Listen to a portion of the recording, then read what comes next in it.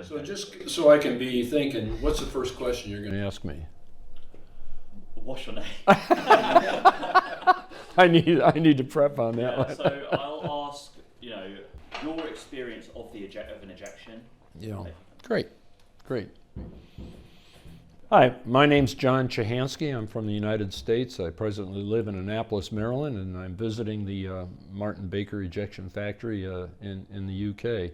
A little bit about my background. I'm a Naval Academy graduate from United States Naval Academy in 1967. Went on to get flight training in the United States Navy and then qualified to fly in the Phantom and spent about 3 years flying the F-4 in a combat situation. I did go through Top Gun, which is a Navy fighter weapons school. I went through that school in 1971. From there, I made another deployment and then joined the Blue Angels and spent 3 years with the United States Navy Flight Demonstration Squadron flying left wing and then slot. Matter of fact, did 3 shows in the United Kingdom and flew with the Red Arrows, and so had a wonderful time over here. Between cruises in 1972, in June of 1972, unfortunately we had an airplane accident. The evolution of that activity occurred when we were operating as a air wing out of Fallon, Nevada, preparing to deploy again to Vietnam, and we were on a 30-some airplane practice strike that was going to fly from Fallon, Nevada down to China Lake. We had ordnance on all the aircraft, and it was going to be a very realistic alpha strike, attack strike on a simulated target in California. My F-4 Phantom, Navy F-4 Block 46 Phantom, I was the lead aircraft in a flight of 2, and our job was to fly over the top of the formation, drop weapons to protect the strike group that was coming in after us. For some reason, while we were accelerating up to about 600 knots, there was another aircraft that got confused, made turns in the wrong direction, and the first thing I noticed is that that aircraft had impacted my Phantom, and it actually cut the F-4 in 2. So we had the front part of the Phantom trying to go 600 miles an hour, and the back part slowing down, and because we no longer had a tail, we went into a flat spin. The Phantom also had fuel cells in the back of the aft of the cockpit in the part of the fuselage, and those fuel cells started to explode. So as they were exploding, and as we were in a flat spin, I told the radar intercept officer in the back seat to initiate ejection.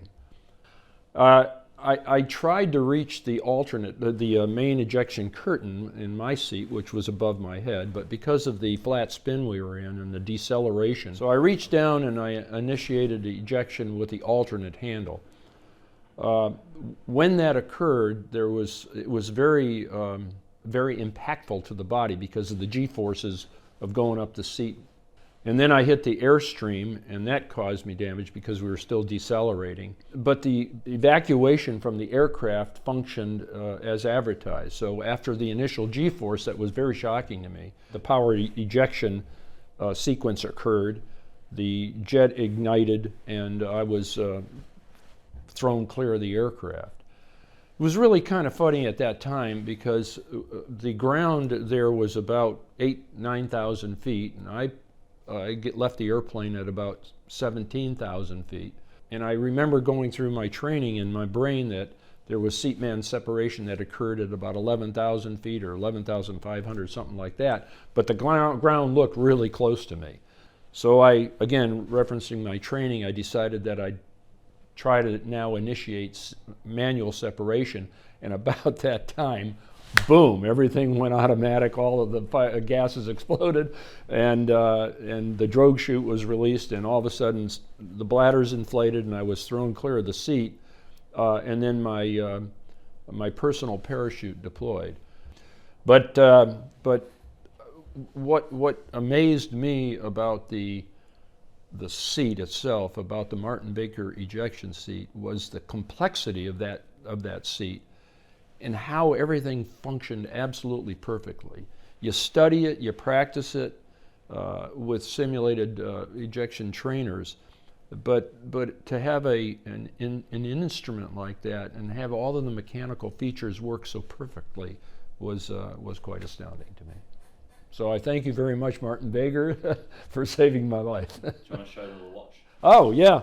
So should I explain this? Please. All right. So part of the great thing about having used your seat was that if you can validate the fact that you did, in fact, go out of the airplane with the Martin Baker seat, you qualified for the Tie Club, and then you're allowed to go to Bremont, which is about 40 minutes from the factory here, and you qualify for this very unique watch with the red band around it, and it's the only watch in the world that's given to individuals that have used a Martin Baker seat. So thank you very much, Martin Baker. It was great to qualify for it. Thanks. Thank you. Brilliant. Is that okay? Perfect. Okay. Professional. Thank you very much.